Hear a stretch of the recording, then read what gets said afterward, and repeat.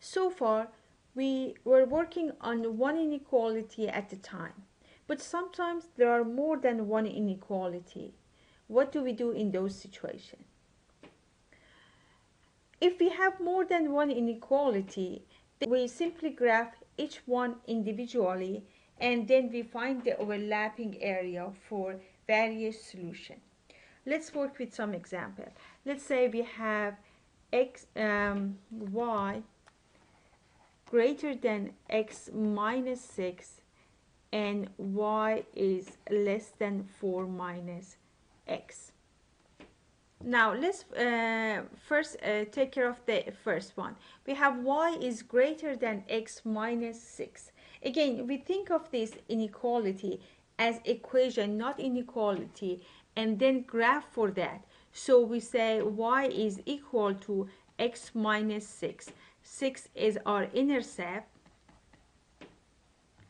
and 1 is our slope, right? So we graph it. Let's use this grid that is ready. We start with graphing on this. Our intercept is minus 6. 1, 2, 3, 4, 5, 6. This is our intercept. The slope is 1. It means every time you move on the x direction by 1, you rise by 1. Run by 1, rise by 1. We can go in opposite direction, run by 1, drop by 1. So our line looks like this one.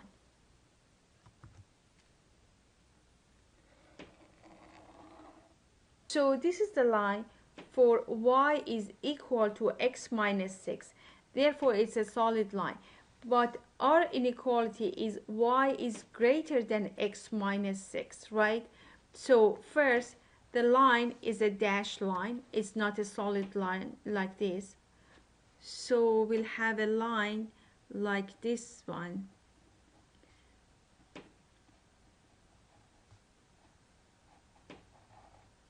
So this is our line where y is greater than x minus 6. So all the areas above this line will satisfy this inequality.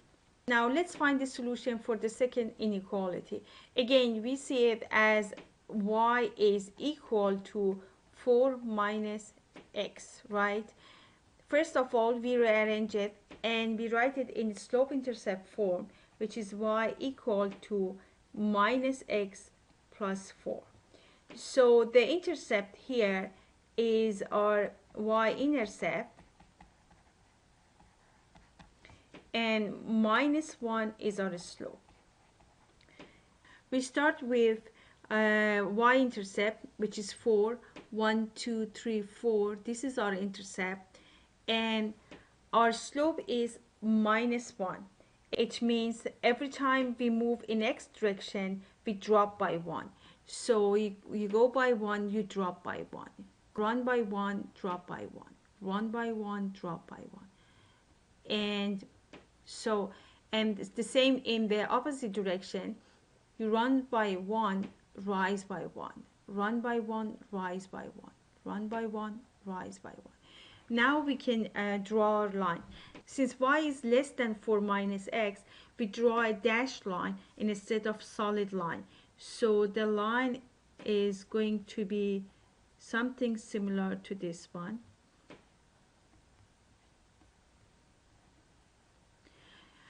Our y is less than 4 minus x. So all the area below this line satisfy our inequality. Now let's look at the graph. For the first inequality, all the area above this one will satisfy this inequality. So above this line, all the area, whatever x you pick in this area, will satisfy this inequality. As for the second one, y is less than 4 minus x, then all the area that is in purple below this line will satisfy the second inequality. So now we have an overlap area, which I'm going to color it in red.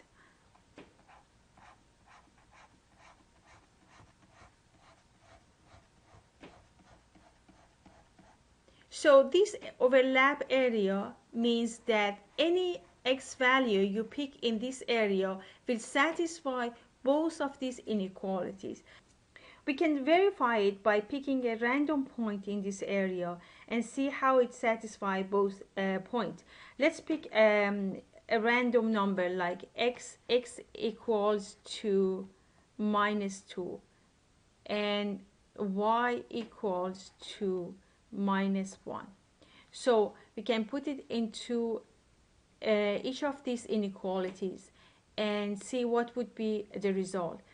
Y is -1, so -1 is greater than x is -2 -6. -1 is greater than -2 and -6 is -8, right? So this one is true statement. Let's plug this number into the second inequality. Y is less than 4 minus x. We rearrange this one and we have y is less than minus x plus 4, right?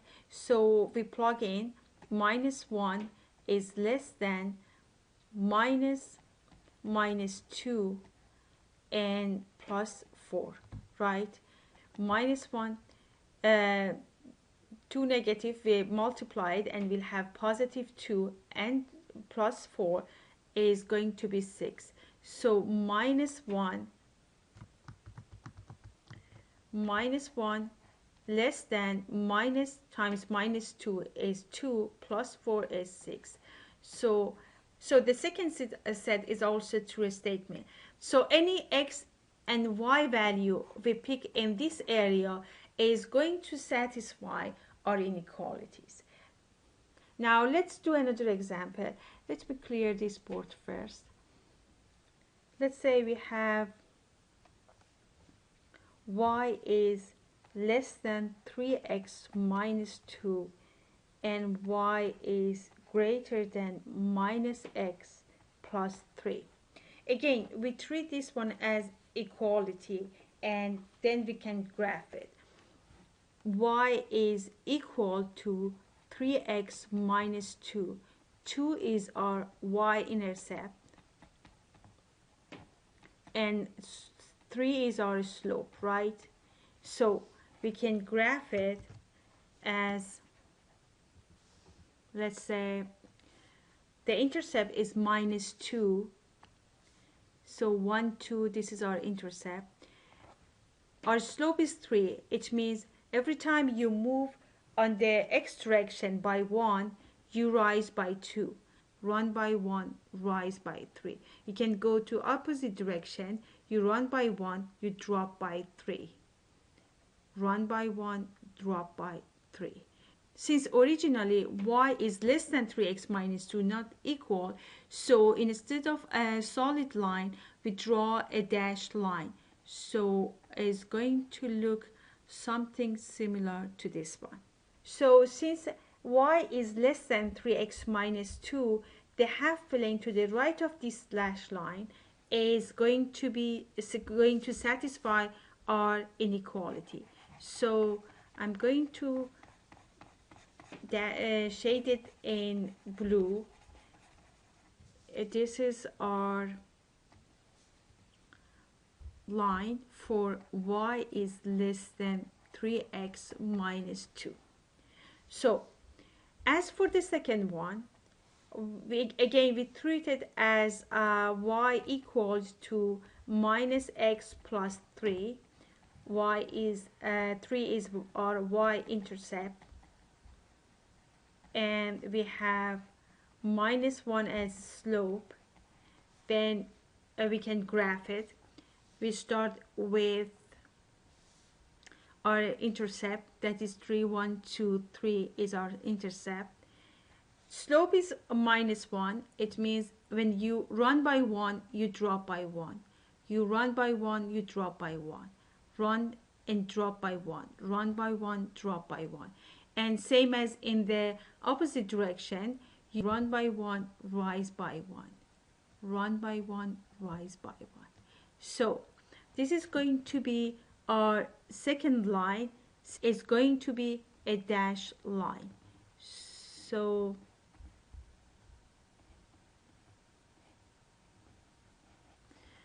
All right. So the graph of y is greater than minus x plus 3 is the half plane to the right of this dashed line. So I'm going to shade it in purple, and this line is y is greater than minus x plus 3. So in this graph, the intersection or overlap of these two graphs is this area that I'm going to shade in green.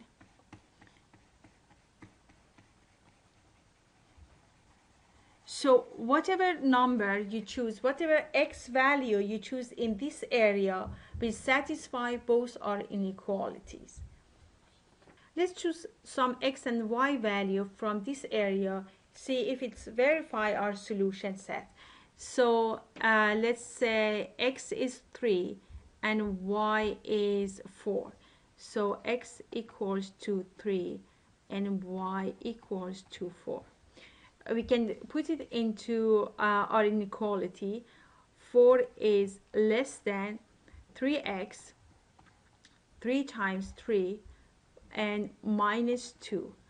4 is less than 9 minus 2 is 7. So this is correct. And the second one, we can plug it in the second inequality, which y is or y is 4 is greater than 3 minus 3 plus 3. Minus 3 plus 3 is 0. So 4 is greater than 0. As you see, the values we pick for x in this area confirm our solution set. So whatever x value we pick from this area, this green area, will satisfy both of our inequalities. So with that, we are at the end of our session on system of inequalities. So let's do some practice at home. I'm going to put some examples for you here. Try to graph it at home. So let me clear it first. Solve the following system of inequalities graphically.